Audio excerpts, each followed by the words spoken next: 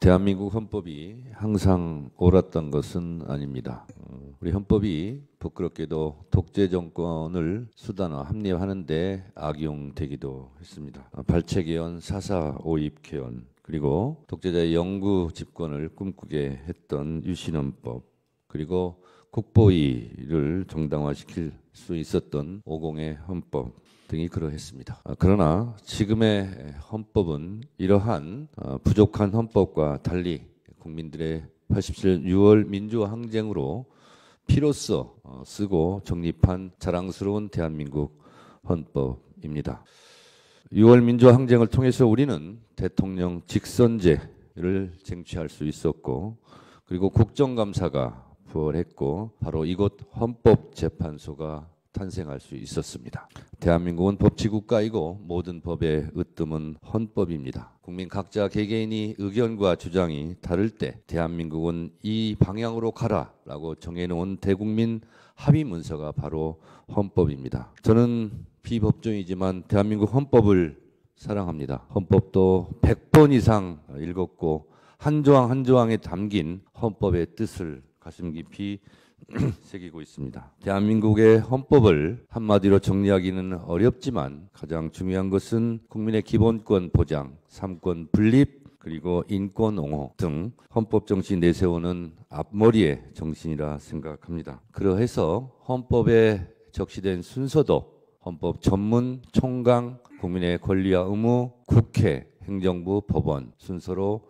적시하고 있습니다. 그만큼 국민의 기본권과 국회의 역할은 매우 소중하다 할 것입니다. 대한민국 헌법이 다른 나라와 달리 특별하게 규정하고 있는 조항이 바로 86조 3항, 87조 4항입니다. 현역 군인은 국무총리가 될 수 없고 현역 군인은 국무위원이 될 수 없다는 조항입니다. 그만큼 우리 헌법은 군부 독재의 아픈 역사를 치유하기 위해서 전 국민이 노력해서 피로 써서 만든 조항들이 헌법 곳곳에 있습니다. 대한민국 헌법 제77조 1항은 전시, 사변, 국가 비상사태가 아니라면 계엄을 선포할 수 없다고 되어 있습니다. 대한민국 헌법 130개 조항 중에서 제 개인적으로 봤을 때 헌법 제11조와 헌법 제84항은 모순 관계에 있습니다. 모든 국민은 법 앞에 평등하다고 했지만 유일하게 대통령은 내란과 외환의 죄를 범하지 아니하고는 형사소추권을 인정하지 않고 있습니다. 그만큼 대통령에게는, 1인에게는 헌법적 특권을 부여하고 있습니다. 그런 헌법적 특권이 있는 대통령이라 할지라도 내란과 외환의 죄를 저질렀을 때에는 헌법 제11조 모든 국민은 법 앞에 평등하다는 정신에 따라 처벌되고 탄핵이 돼야 되는 것은 우리 헌법이 규정한 정신입니다. 이런 면에서 내란 우두머리든 내란 중요 임무 종사자든 내란 부하 수역자든, 아니 형법에서 규정하고 있는 내란 선동자든 이 헌법 정신에 따라서 준엄하게 처벌받아야 된다고 생각합니다. 피청구인 박성재 법무부 장관은 누구보다 다른 부처의 장관보다 이런 헌법 정신을 잘 알고 있을 것입니다. 다른 장관보다도 이런 위헌 위법한 비상계엄을 선포하려고 하는 윤석열 대통령에 대해서 정말 목숨 걸고 반대했어야 된다고 저는 생각합니다. 그런 면에서 많은 아쉬움과 부족함이 있습니다. 법사위에서 자주 만난 사이지만 이렇게 헌법재판소에서 얼굴을 마주 대하고 있는 저도 마음이 불편합니다. 그러나 인간적인 정은 정이고 법은 법입니다. 헌법 정신에 따라서 피청구인 박성재 법무부 장관을 파면해 달라고 요청하는 제 마음도 많이 불편합니다. 그러나 내란은 내란이고 또 내란에 직간접적으로 연루되었다면 헌법에 따라서 준엄한 파면이 이루어져야 된다라고 생각합니다. 국회에서의 증언감정법 제4조 1항은 직무상 비밀이라고 하여 자료를 제출을 거부할 수 없다라고 분명하게 법적으로 못 박아놓고 있습니다. 다만 군사, 외교 등에 관한 것은 예외로 그 부처 장관이 성명을 하였을 경우는 예외를 한다고 되어 있습니다. 비단 법무부 장관뿐만 아니라 다른 부처 장관들에게도 제가 법사위에서 여러 차례 묻습니다. 검찰총장 인사청문회 때도 물었습니다. 자료 제출을 하지 않아서 그 본인에 대한 자료가 군사에 관련된 거냐 아니다. 외교에 관련된 거냐? 아니다. 북한에 관련된 거냐? 된 거냐? 아니다. 아니라면서 왜 안 내냐? 그럴 때마다 이러저런 핑계를 대고 자료 제출에 응하지 않고 있습니다. 이것이 국회의 관행으로 자리 잡고 법률보다 더 유력한 권위를 갖는다면 헌법에서 규정한 국회의 권위는 과연 어디에서 찾을 수 있겠습니까? 그것을 헌법재판소에서 바로잡아 주시기 바랍니다. 저는 국회의원 10여 년 하면서 국회 본회의장에서 국회의장이 의결하지 않고 본회의장을 박차고 나가는 국무위원을 처음 봤습니다. 국회는 국회 개인에 대한 명예와 개인에 대한 체면이 중요한 것이 아니라 헌법기관으로서 국회의 역할이 있는 것이고 행정부의 국무위원들은 또 헌법과 법률이 정한 범위 내에서의 권한과 태도가 있을 것입니다. 공무원은 국민에 대해서 무한한 봉사자라고 헌법에서 규정하고 있고 성실 의무, 정치적 중립 의무도 다 헌법과 법률에서 정한 지켜야 될 규범입니다. 이러한 사실을 명백하게 인지하였을 법무부 장관이 헌법과 법률에 위배되는 그런 행위를 하였을 때 과연 그것을 제지하고 헌법에 맞게 언행을 하라고 판결할 수 있는 곳은 헌법재판소가 유일합니다. 나라가 매우 혼란스럽고 불안과 공포 속에서 하루하루 국민들의 삶이 허리가 꺾여가고 있습니다. 우리 헌법재판관님들께서도 너무나 잘 인지하고 목도하고 계시다시피 헌법재판소로 이곳을 둘러싼 수많은 혼란과 갈등이 존재합니다.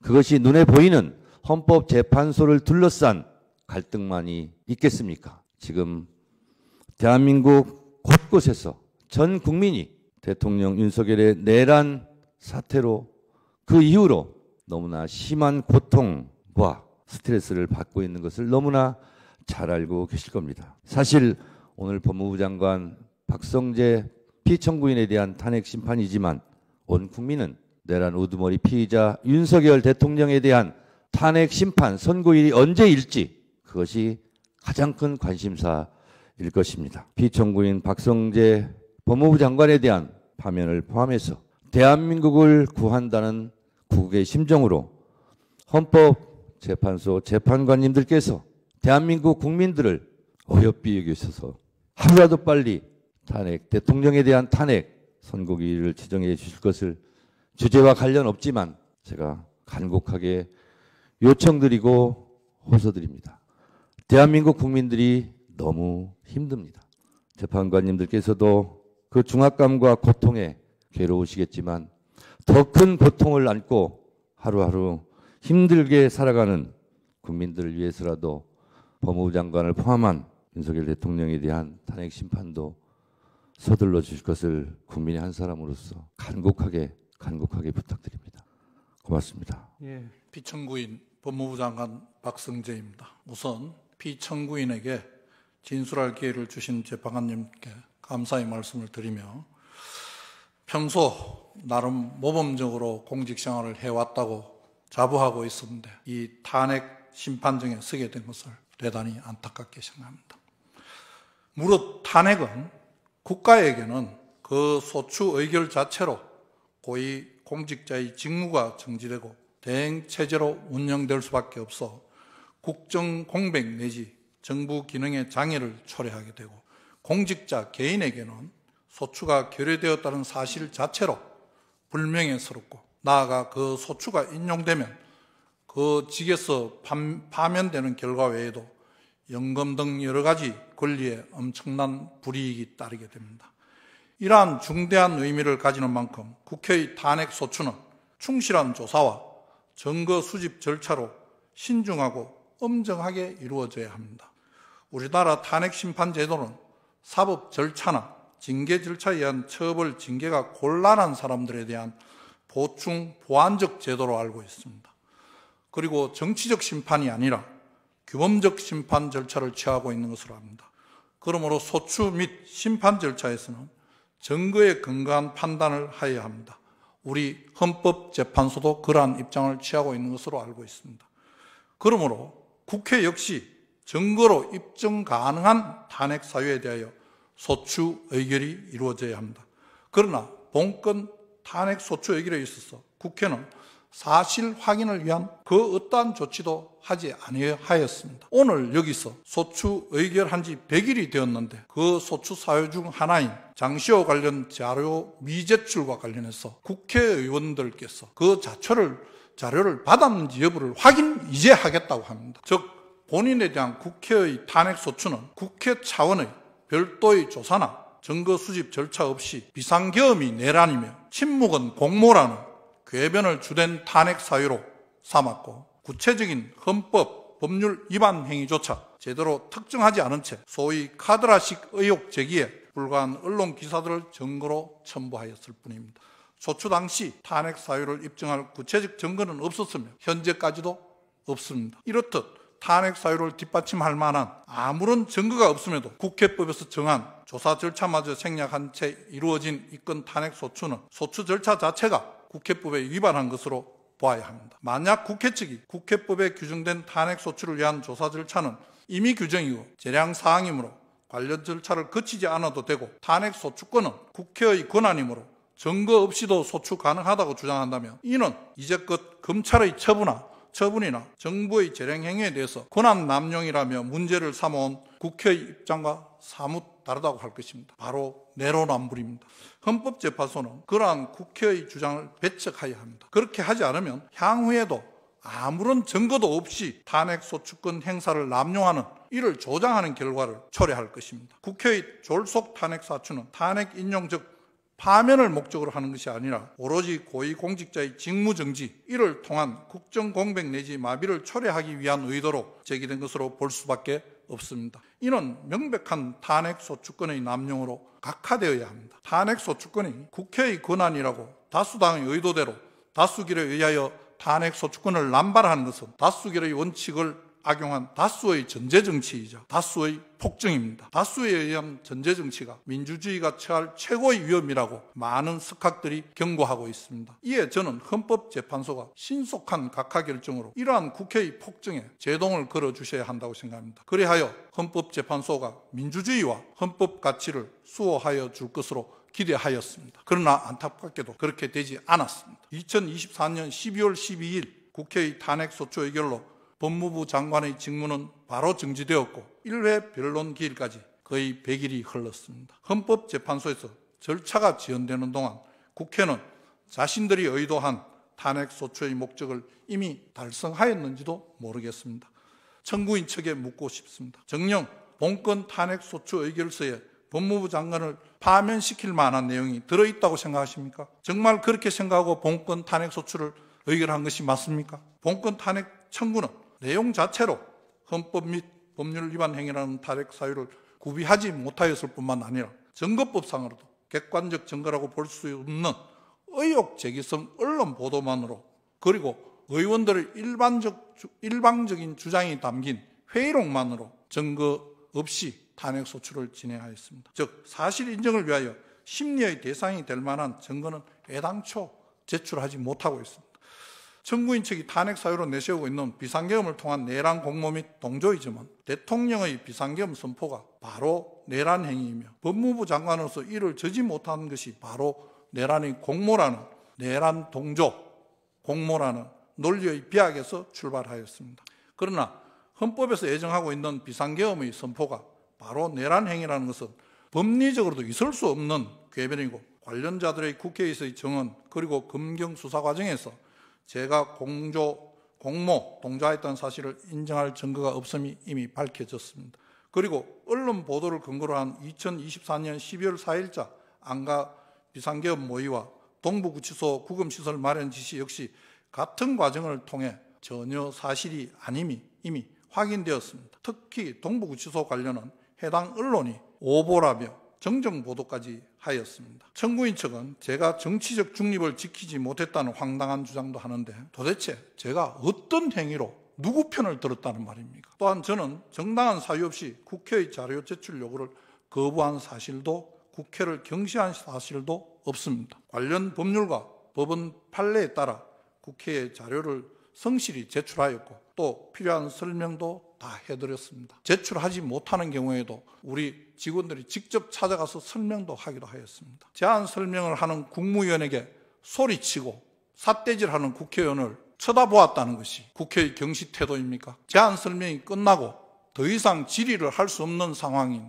투표가 시작된 상황에 있어간 것이 국회를 경시하였다는 것입니까? 어느 조항에 국무위원은 투표가 끝날 때까지 그 자리에 앉아 있어야 한다는 규정이 있습니까? 저는 도저히 이해할 수가 없습니다. 국회의 탄핵 소추 의결서를 아무리 살펴봐도 저희 어떠한 행위가 헌법과 법률을 위반하였다는 것인지 도무지 알 수가 없습니다. 거듭 강조하건대 본건 탄핵 소추는 오로지 법무부 장관의 직무정지를 목적으로 이루어진 국회의 권한 남용입니다. 다수결 원칙에 편성하여 법을 악용한 다수당의 폭거에 불과합니다. 아니면 말고식으로 제기되는 이러한 국회의 후안무치한 정치적 탄핵 소추, 즉 국회의 권한 남용을 그 피해자가 있습니다. 첫 번째로 당사자인 공직자들입니다. 두 번째로 무용한 절차를 진행해야 하는 헌법재판소입니다. 그리고 그 무용한 절차에 혈세를 부담하는 대한민국 국민들이 피해자입니다. 정말 있을 수 없는, 있어서도 안 되는 국가 역량의 낭비입니다. 그럼에도 정작 국회는 그 어떠한 법적 책임도 지지 않습니다. 오히려 한 해 많은 수억 원이 넘는 국회적 대리인 비용까지 국민들이 혈세로 부담하고 있습니다. 이것이야말로 불이이며 국고 손실 행위이자 헌정질서 문란 행위라고 할 것입니다. 이제는 헌법재판소가 기각 결정이 아니라 각하 결정으로 국회의 불법을 선언함으로써 헌정질서를 바로잡아야 할 때입니다. 법의 지배가 아니라 법을 이용한 지배로 흐르고 있는 국회의 폭거에 제동을 걸어주시기 바랍니다. 부디 신속한 각하 결정으로 국회의 남용에 적절한 제동을 걸어주시기를 부탁드립니다. 경청해 주셔서 감사합니다. 예, 이상으로 변론을 종결하겠습니다. 선고기일은 추후 지정하여 양측에 통지해드리겠습니다.